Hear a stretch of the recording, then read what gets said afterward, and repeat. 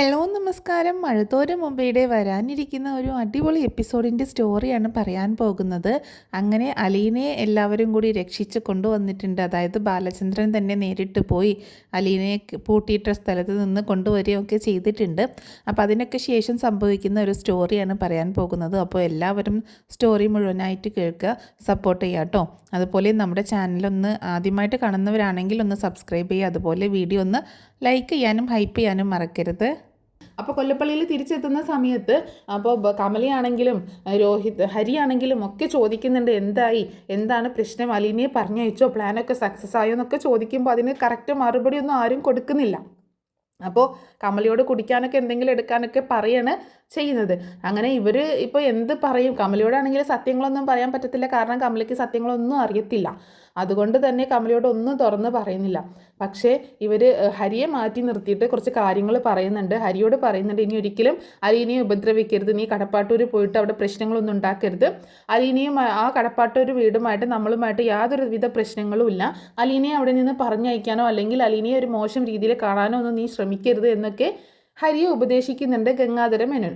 പക്ഷെ ഹരിക്ക് ഈ ഉപദേശമൊന്നും ഇഷ്ടപ്പെടുന്നില്ല. ഹരി അവരോടൊക്കെ കയർത്തുകൊണ്ട് ആണ് പോകുന്നത്. ഞാൻ എന്ത് ചെയ്തിട്ടാണ് എന്നെ എടുത്ത് ഇങ്ങനെയൊക്കെ പറയുന്നത്, ഞാനൊരു തെറ്റും ചെയ്തിട്ടില്ല എന്നൊക്കെ പറയുമ്പോൾ ഗംഗാധരനാണ് കൂടുതലും സംസാരിക്കുന്നത്. നീ എന്തൊക്കെ ചെയ്തു എന്നും നീ എന്തൊക്കെയാണ് പ്ലാൻ ചെയ്തു എന്നൊക്കെ ഞങ്ങൾക്ക് നന്നായിട്ടറിയാം. അതുകൊണ്ട് അതൊന്നും ഞാൻ ഇവിടെ പറയുന്നില്ല. തൽക്കാലം നിന്നോട് ഒറ്റ കാര്യം മാത്രമേ പറയാനുള്ളൂ. കൂടുതൽ പ്രശ്നങ്ങളിലേക്ക് നീ എടുത്ത് ചാടേണ്ട, ആ ഒരു ഭാഗത്തേക്ക് നീ ചിന്തിക്കുകയേ വേണ്ട.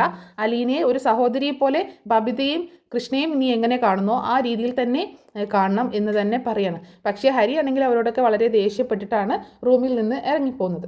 നമ്മുടെ രാജീവനാണെങ്കിലും ശിവനാണെങ്കിലും അടി കിട്ടിയതുപോലെയാണ്. ആ സമയത്ത് കമല അങ്ങോട്ടേക്ക് വരുന്നുണ്ട്, അവർക്ക് കുടിക്കാനൊക്കെ ഉള്ളതായിട്ട് വരികയാണ്. അപ്പോൾ കമല ചോദിക്കുന്നുണ്ട്, നിങ്ങൾ എന്താണ് ഒന്നും പറയാത്തത്, എന്താണ് അവിടെ സംഭവിച്ചത്, ബാലചന്ദ്രൻ എന്തിനാണ് പോലീസിലൊക്കെ കേസ് കൊടുത്തു എന്ന് പറഞ്ഞത്, അതൊക്കെ എന്താ സംഭവം എന്നൊക്കെ ചോദിക്കുമ്പോൾ ശിവശങ്കരൻ പറയുന്നുണ്ട്, എല്ലാം പറയാൻ കമല, നീ ഇങ്ങനെ ധൃതി പിടിക്കില്ലേ എന്ന് പറയണം. അതല്ല, ഹരി പറഞ്ഞല്ലോ നിങ്ങൾ എന്തോ ഒരു പരിപാടി പ്ലാൻ ചെയ്തിട്ടുണ്ടെന്ന്, അവളെ കിഡ്നാപ്പ് ചെയ്തു എന്നോ അങ്ങനെ എന്തൊക്കെയോ കാര്യങ്ങൾ, എന്നിട്ട് എന്തായി, കാര്യമൊക്കെ നടന്നോ, അവളെ ഇവിടെ നിന്ന് നാട് കടത്തിയോ എന്നൊക്കെ ചോദിക്കുമ്പോൾ ഇനി അതിനെപ്പറ്റിയൊന്നും കൂടുതൽ സംസാരിക്കേണ്ട നീ എന്ന് പറയണേ ശിവേട്ടൻ. അപ്പോൾ ഗംഗാധരനാണ് പറയുന്നത്, കമലെ നിന്നോടൊരു കാര്യം പറഞ്ഞേക്കാം, ആവശ്യമില്ലാതെ ബാലചന്ദ്രൻ്റെ ജീവിതത്തിൽ കയറി ചൊറിയാനായിട്ട് നിൽക്കണ്ട. അയാളുടെ ജീവിതം അയാളുടെ വീട്ടിൽ ജീവിച്ചോട്ടെ എന്ന് പറയുമ്പോൾ അതെങ്ങനെ ശരിയാവും, നമ്മുടെ വൈജയല്ലേ അതിൻ്റെയൊക്കെ ഭവിഷ്യത്ത് അനുഭവിക്കുന്നത് എന്ന് ചോദിക്കണം. വൈജയുടെ കാര്യം ഞങ്ങൾ നോക്കിക്കോളാം, അവളുടെ ഈ 3 ആങ്ങളമാരുണ്ട് വൈജയുടെ കാര്യങ്ങൾ നോക്കാനായിട്ട്, അതോർത്ത് നീ ഒരുപാട് തലപുണ്ണാക്കണ്ട. വൈജയോടുള്ള സ്നേഹം കൊണ്ടൊന്നുമല്ല നീ ഇങ്ങനെ കൂട്ടുപിടിക്കുന്നത് എന്ന് ഞങ്ങൾക്ക് നന്നായിട്ടറിയാം എന്ന് പറയാണ് ഗംഗാധരൻ. അപ്പോൾ രോഹിത് ബബിതയും ഒക്കെ അവിടെ ഉണ്ട് കേട്ടോ. അപ്പോൾ നിങ്ങൾ എന്താണ് പറഞ്ഞു വരുന്നത്, എന്താ സംഭവിച്ചത് എന്നൊക്കെ ചോദിക്കുമ്പോൾ ഒന്നും സംഭവിച്ചില്ല. അലീനയുടെ കാര്യത്തിൽ ഇനി കൂടുതലായിട്ട് നമ്മളൊന്നും ചെയ്യാനില്ല. അയാളുടെ മകളാണ് അലീന എന്ന് പറഞ്ഞു കഴിഞ്ഞല്ലോ, ഇനി അയാളുടെ മകളെ ഉപേക്ഷിക്കത്തില്ല, അതുകൊണ്ട് ആ സത്യം നമ്മൾ അംഗീകരിച്ചേ പറ്റത്തുള്ളൂ എന്ന് പറയുമ്പോൾ നിങ്ങൾ എന്തൊക്കെയാണ് പറയുന്നത്, ഇത്രയും നാൾ ഇതൊന്നും അല്ലല്ലോ ഇവിടെ പറഞ്ഞുകൊണ്ടിരുന്നത് എന്നൊക്കെ പറയണം. അപ്പോൾ ഗംഗാധരൻ പറയുന്നുണ്ട്, എല്ലാ പ്രശ്നങ്ങൾക്കും ഒരു തീരുമാനമായിട്ടുണ്ട്. അലീനയെ അയാൾ വീട്ടിൽ നിന്ന് കുറച്ച് കഴിഞ്ഞാൽ അവിടെ നിന്ന് മാറ്റി പാർപ്പിക്കും. അതിന് നമ്മൾ ആരും മുൻകൈ എടുക്കേണ്ട, അത് ബാലചന്ദ്രൻ തന്നെ ചെയ്തോളും. തൽക്കാലം ആ ഭാഗത്തേക്ക് നമ്മൾ ചിന്തിക്കുകയേ വേണ്ട. അയാളുടെ കുടുംബം എങ്ങനെ നല്ല രീതിയിൽ മുന്നോട്ട് കൊണ്ടുപോകണമെന്ന് അയാൾക്ക് നന്നായിട്ട് അറിയാം, ബാലചന്ദ്രൻ അറിയാം. അതുകൊണ്ട് നമ്മൾ അവരുടെ കാര്യത്തിൽ കൂടുതൽ ഇടപെടാതിരിക്കുന്നതാണ് നല്ലത് എന്ന് പറയുമ്പോൾ കമല വീണ്ടും എന്തോ പറയാൻ തുടങ്ങുമ്പോൾ കമല ഇനി ഒന്നും പറയണ്ട, ഞാൻ പറയുന്നത് അങ്ങോട്ട് കേട്ടാൽ മതി എന്ന് പറഞ്ഞ് കമലയെ തടഞ്ഞു നിർത്തുകയാണ് നമ്മുടെ ഗംഗാധരൻ. പിന്നീട് കമല അവിടെ നിന്ന് പോകുന്നുണ്ട്. ആ സമയത്താണ് രോഹിത്തും ബബിതയും കൂടി അങ്ങോട്ടേക്ക് വരുന്നത്. അവരങ്ങോട്ടേക്ക് വരുന്ന സമയത്ത് കമല ഇങ്ങനെ ദേഷ്യപ്പെട്ട് പോണത് കണ്ടിട്ടാണല്ലോ അവർ വരുന്നത്. അപ്പോൾ കമലയാണെങ്കിൽ അവരെ ഭയങ്കര ദേഷ്യത്തോട് കൂടിയിട്ട് നോക്കിയിട്ടാണ് പോണത്. ഗംഗാധരൻ അവരെ അടുത്തേക്ക് വിളിച്ചിട്ട് പറയുന്നുണ്ട്, നിങ്ങൾ നാളെ തന്നെ വീട്ടിലേക്ക് തിരിച്ചു പോകണം എന്ന് പറയണം. അയ്യോ അതെന്താ അങ്കളെ എന്ന് ചോദിക്കുമ്പോൾ, നിങ്ങളുടെ അച്ഛനോട് ചോദിച്ചിട്ടല്ലല്ലോ നിങ്ങൾ ഇങ്ങോട്ടേക്ക് വന്നത്. അല്ല, ഞങ്ങൾ ശിവനങ്കിൾ വിളിച്ചു, അപ്പോൾ ഞങ്ങൾ ഇങ്ങോട്ട് പോന്നു, അമ്മ അവിടെ ഇല്ലല്ലോ, പിന്നെ അവിടെ അച്ഛൻ്റെ ഭരണമോ അവളുടെ ഭരണമൊക്കെ അല്ലേ നടക്കുന്നത്. അപ്പോൾ ഗംഗാധരൻ പറയുന്നുണ്ട്, നിങ്ങൾ പോകുന്നത് ശരിയായില്ല, ആര് വിളിച്ചിട്ടാണെങ്കിലും നിങ്ങൾ നിങ്ങളുടെ വീട് വിട്ട് നിങ്ങളുടെ അച്ഛൻ്റെ അടുത്ത് നിന്ന് പോരാൻ പാടില്ലായിരുന്നു എന്ന് പറയണം. ഇല്ലെങ്കിലും ഞങ്ങൾ പോകുന്നില്ല, ഞങ്ങൾ കുറച്ച് കഴിഞ്ഞിട്ടേ പോകുന്നുള്ളൂ എന്ന് പറയുമ്പോൾ രാജീവൻ പറയുന്നുണ്ട്, അവരെ നിർബന്ധിക്കേണ്ട ഗംഗേട്ട, അവർക്ക് തോന്നുന്ന സമയത്ത് പൊക്കോട്ടെ, ഇതിപ്പോൾ അന്യ വീടൊന്നും അല്ലല്ലോ, അവരുടെ അമ്മ വീട് തന്നെയല്ലേ, അതുകൊണ്ട് അവർ തോന്നുന്ന സമയത്ത് പൊക്കോട്ടെ എന്ന് പറയുകയാണ് രാജീവൻ. അതേ കിങ്ങേട്ട, അങ്ങനെയാണ് നല്ലത് എന്ന് ശിവനും പറയുന്നുണ്ട്. ആ ശരി, എന്നാൽ അങ്ങനെ ആവട്ടെ. പക്ഷേ നിങ്ങൾ ഒരുപാട് ദിവസമൊന്നും ഇവിടെ നിൽക്കണ്ട. നിങ്ങൾ വീട്ടിലേക്ക് ചെല്ലുന്നതായിരിക്കും നല്ലത്. അമ്മയെ ഡിസ്ചാർജ് ചെയ്ത് വീട്ടിലേക്ക് തന്നെയായിരിക്കും കൊണ്ടുപോകുന്നത് എന്ന് ഗംഗേട്ടൻ പറയുമ്പോൾ, അതെന്താ അങ്കിളെ അങ്ങനെ? വീട്ടിലേക്ക് കൊണ്ടുപോകുന്നില്ല, ഇങ്ങോട്ടേക്കാണ് കൊണ്ടുവരുന്നത് എന്നല്ലേ പറഞ്ഞിരുന്നത് എന്ന് ചോദിക്കുകയാണ്. അത് പക്ഷേ നിങ്ങളുടെ അച്ഛൻ സമ്മതിക്കുന്നില്ല, അമ്മയെ ഡിസ്ചാർജ് ചെയ്ത് വീട്ടിലേക്ക് തന്നെയാണ് കൊണ്ടുപോകുന്നത് എന്ന് പറയുകയാണ്. അങ്ങനെ അവർ അതിനെപ്പറ്റിയ സംസാരം അവിടെ ക്ലോസ് ചെയ്യുന്നുണ്ട്. പിന്നീട് കാണിക്കുന്നത് നമ്മുടെ അലീനയെ രേവതിക്കുട്ടി വിളിക്കുന്ന ഒരു രംഗമാണ് കേട്ടോ. അപ്പോൾ രേവതിക്കുട്ടി അലീനയെ വിളിച്ചിട്ട് പറയുന്നുണ്ട്, ചേച്ചി ഇവിടെ ഒരു സംഭവം ഉണ്ടായി എന്ന് പറയണം. എന്താ മോളെ എന്ന് ചോദിക്കുന്ന സമയത്ത്, ഇവിടെ എന്നെ അന്വേഷിച്ച് ആരോ വന്നിരുന്നു ചേച്ചി, പക്ഷേ എന്നോട് ആൻറ്റിയും അങ്കിളും അതിനെപ്പറ്റിയൊന്നും പറഞ്ഞില്ല. പക്ഷേ അവരെന്നോട് ഇങ്ങനെ കുറച്ച് ആകെ ഇമോഷണലായി സംസാരിച്ചു. ആരെങ്കിലും എന്നെ വിളിച്ച് എന്നെ അന്വേഷിച്ച് വന്നു കഴിഞ്ഞാൽ നീ പോകുമോ എന്നൊക്കെ ചോദിച്ചു. പക്ഷേ ആര് വന്നാലും ഞാൻ പോവില്ല എന്ന് അവർക്ക് വാക്ക് കൊടുത്തിട്ടുണ്ട്. പക്ഷെ അവരെന്നോട് പറഞ്ഞില്ല. എന്നെ ത്യാഗഭവനിൽ നിന്ന് സിസ്റ്റർ വിളിച്ചിട്ടുണ്ടായിരുന്നു.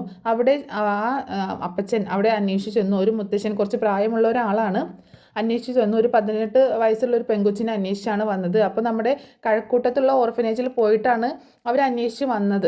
അപ്പോൾ ഇവിടെ വന്നപ്പോൾ ആൻറ്റിയും അങ്കിളും ഇവിടെയുള്ള ആൾക്ക് 36 വയസ്സാന്നൊക്കെ പറഞ്ഞു തെറ്റിദ്ധരിപ്പിച്ച് വിട്ടു എന്ന് പറയണം. അതെന്തിനാ മോളെ അങ്ങനെ ചെയ്തതെന്ന് ചോദിക്കുമ്പോൾ, അതെന്തിനാന്ന് വെച്ചാൽ ഞാൻ ഇവിടെ നിന്ന് പോകുന്നത് ആൻറ്റിക്കും അങ്കിളിനും ഇഷ്ടമല്ല. ഇനി എന്നെ എൻ്റെ കുടുംബക്കാരാരെങ്കിലും കണ്ടെത്തി കൂട്ടിക്കൊണ്ട് പോകുമോ എന്നുള്ളൊരു പേടിയാണ് അവർക്ക് എന്ന് പറയണം. അപ്പോൾ അലീന പറയുന്നുണ്ട്, മോളെ നീ ആര് വന്ന് വിളിച്ചാലും, ഇപ്പോൾ നിൻ്റെ വീട്ടുകാർ വന്ന് വിളിച്ചാൽ നീ എന്ത് ചെയ്യും മോളെ എന്ന് ചോദിക്കുമ്പോൾ, ആര് വന്ന് വിളിച്ചാലും ഞാൻ പോവില്ല ചേച്ചി, കാരണം ആൻറ്റിയും അങ്കിളിനെയും വിട്ടിട്ട് എനിക്ക് പോകാൻ പറ്റില്ല എന്ന് പറയുന്നുണ്ട്.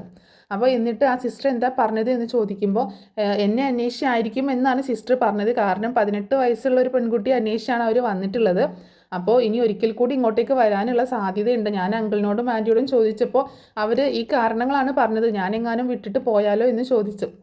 അതുകൊണ്ടാണ് ആ അപ്പച്ചനോട് അങ്ങനെ പറഞ്ഞത് എന്ന് പറയണം. അപ്പോൾ അലീന പറയുന്നുണ്ട്, മോളെ ഇനി ആ അപ്പച്ചൻ വരുമ്പോൾ നീ എന്താണ് മറുപടി പറയാൻ പോകുന്നതെന്ന് ചോദിക്കുകയാണ്. അന്നേരം രേവതിക്കുട്ടി പറയുന്നുണ്ട്, എനിക്കറിയില്ല ചേച്ചി, പക്ഷേ എനിക്ക് ഒരു കാര്യം മാത്രമേ അറിയുള്ളൂ, എന്തൊക്കെ സംഭവിച്ചാലും ആൻറ്റിയും അങ്കിളിനെയും വിട്ട് ഞാൻ പോവില്ല എന്ന് പറയണം. അപ്പോൾ അലീന പറയുന്നുണ്ട്, അതിനെപ്പറ്റി ഞാൻ കൂടുതലൊന്നും മോളോട് പറയുന്നില്ല. കാരണം ഒരു ഭാഗത്ത് നിൽക്കുന്നത് ഒരു പക്ഷേ നിൻ്റെ സ്വന്തക്കാരായിരിക്കും, അപ്പുറത്ത് നിൽക്കുന്നത് നിന്നെ ഒരു മോളെപ്പോലെ സ്നേഹിക്കുന്ന ആൻറ്റിയും അങ്കിളുമാണ്. അപ്പോൾ അവിടെ തീരുമാനമെടുക്കാനുള്ള പൂർണ്ണ അധികാരം നിനക്ക് മാത്രമേ ഉള്ളൂ എന്ന് പറയണം. ചേച്ചിയാണെങ്കിൽ എന്ത് ചെയ്തേനെ ചേച്ചി എന്ന് ചോദിക്കുമ്പോൾ, ഞാനാണെങ്കിൽ എന്ത് ചെയ്തേനെന്നോ, ഞാൻ ഒരിക്കലും ആൻറ്റിയും അങ്കിളിനെയും വിട്ടിട്ട് പോവില്ല മോളെ എന്ന് പറയണം. അപ്പോൾ പറയുന്നുണ്ട്, ഞാനും അങ്ങനെ തന്നെയാണ് ചേച്ചി തീരുമാനിച്ചേക്കുന്നത്, ഒരിക്കലും പോവില്ല. അതേ പിന്നെ ചേച്ചി ഞാൻ ചിന്നുമോളോട് സംസാരിച്ചു കേട്ടോ, ചിന്നുമോളോട് ഭയങ്കര കൊഞ്ചി കഴിഞ്ഞ് എന്നോട് ഒരുപാട് നേരം സംസാരിച്ചു, നമ്മൾ ചെല്ലാഞ്ഞിട്ടുള്ള ഒരു പരാതിയൊക്കെ പറഞ്ഞു, നമുക്കൊരു ദിവസം പോകണ്ടേ ചേച്ചി എന്ന് ചോദിക്കുമ്പോൾ, പോകണം മോളെ, തീർച്ചയായിട്ടും പോകണം, ഞാനൊരു ദിവസം അങ്ങോട്ടേക്ക് വരാം, അപ്പോൾ നമുക്ക് പോകാം എന്ന് പറയുന്നുണ്ട്. അപ്പോൾ അങ്ങനെ ഫോൺ വെക്കുകയാണ്. പിന്നീട് കാണിക്കുന്നത് ഹോസ്പിറ്റലിലാണ്. ഹോസ്പിറ്റലിൽ വൈജയന്തിയെ കാണാനായിട്ട് നമ്മുടെ വൈജയന്തിയെ പരിചരിക്കുന്നത് സുലോചനയാണല്ലോ, അതായത് ഹോസ്പിറ്റലിൽ ബൈസ്റ്റാൻഡറായിട്ട് നിൽക്കുന്നത് ഗോവർദ്ധൻ്റെ വൈഫ്. അപ്പോൾ അവരിങ്ങനെ വൈജയന്തിയോട് സംസാരിക്കുന്ന കുറച്ച് ഭാഗങ്ങളാണ് കാണിക്കുന്നത്. അപ്പോൾ ഈ കുറച്ച് കാര്യങ്ങളൊക്കെ ഏകദേശം ഒരു ഊഹാപോഹമൊക്കെ സുലോചന മനസ്സിലാക്കിയിട്ടുണ്ട്. ബാലേട്ടൻ്റെ മകളല്ല അലീന എന്നുള്ളൊരു കാര്യം അവർക്ക് അറിയാം. അതുകൊണ്ട്, കാരണം ബാലേട്ടന് വേറൊരു പെണ്ണുമായിട്ട് അങ്ങനെ ഒരു അവിഹിതമൊന്നുമില്ല എന്നുള്ളത് പൂർണ്ണ ബോധ്യമുള്ളതുകൊണ്ട് തന്നെ കുറച്ചൊക്കെ സൂചനകൾ സുലോചനയ്ക്ക് കിട്ടിയിട്ടുണ്ട് ഗോവർദ്ധൻ വഴി. അപ്പോൾ സുലോചന വൈജയന്തിയോട് പറയുന്നുണ്ട്, എൻ്റെ ചേട്ടന് അങ്ങനെ ഒരു പരസ്ത്രീ ബന്ധമൊന്നും ഉണ്ടായിരുന്നില്ല, പക്ഷേ മറ്റുള്ളവരുടെ കാര്യമൊന്നും നമുക്ക് അറിയത്തില്ലല്ലോ എന്നിങ്ങനെ പറയണം. അപ്പോൾ സുലോചന ഉദ്ദേശിക്കുന്നത് എന്താണെന്ന് വൈജയ്ക്ക് മനസ്സിലാവുന്നില്ല. അപ്പോൾ സുലോചന പറയുന്നുണ്ട്, ഓരോരുത്തരും എന്തെല്ലാം തരം മുഖംമൂടി അണിഞ്ഞാണ് ഈ ലോകത്ത് ജീവിക്കുന്നത്, അവരുടെയൊക്കെ ജീവിതത്തിൽ എന്തൊക്കെ സംഭവിച്ചിട്ടുണ്ട് എന്നുള്ളതൊന്നും നമുക്ക് മനസ്സിലാക്കാൻ പറ്റത്തില്ലല്ലോ. പക്ഷേ എൻ്റെ ചേട്ടൻ അങ്ങനെയല്ല, എൻ്റെ ചേട്ടൻ ഒരിക്കലും ഒരു മുഖംമൂടിയും അണിഞ്ഞിട്ടില്ല, പച്ചയായ ഒരു മനുഷ്യനാണ്. ആകെ ഒരേ ഒരു പെണ്ണിനെ മാത്രമേ മനസ്സിൽ കൊണ്ടു നടന്നിട്ടുള്ളൂ, ആ പെണ്ണിനെ മാത്രമേ സ്നേഹിച്ചിട്ടുള്ളൂ, ആ പെണ്ണിനെ മാത്രമേ വിവാഹം കഴിച്ചിട്ടുള്ളൂ, ആ പെണ്ണിനോടൊത്ത് മാത്രമേ താമസിച്ചിട്ടുള്ളൂ. അത് എനിക്ക് നന്നായിട്ട് അറിയാവുന്ന കാര്യമാണ്. എൻ്റെ ചേട്ടൻ്റെ ജീവിതത്തിൽ മോശമായിട്ടുള്ളതൊന്നും സംഭവിച്ചിട്ടില്ല. പക്ഷേ മറ്റുള്ളവരുടെ കാര്യമൊന്നും നമുക്കറിയത്തില്ലല്ലോ, എന്തൊക്കെ പ്രശ്നങ്ങളിലൂടെ കടന്നു പോയിട്ടാണ്, അല്ലെങ്കിൽ എന്തൊക്കെ പിഴവുകൾ സംഭവിച്ചിട്ടാണ് അവരൊക്കെ നടക്കുന്നത്, എന്തൊക്കെ മുഖംമൂടി അണിഞ്ഞിട്ടാണ് അവർ നടക്കുന്നത് എന്നൊന്നും നമുക്ക് മനസ്സിലാക്കാൻ പറ്റത്തില്ല.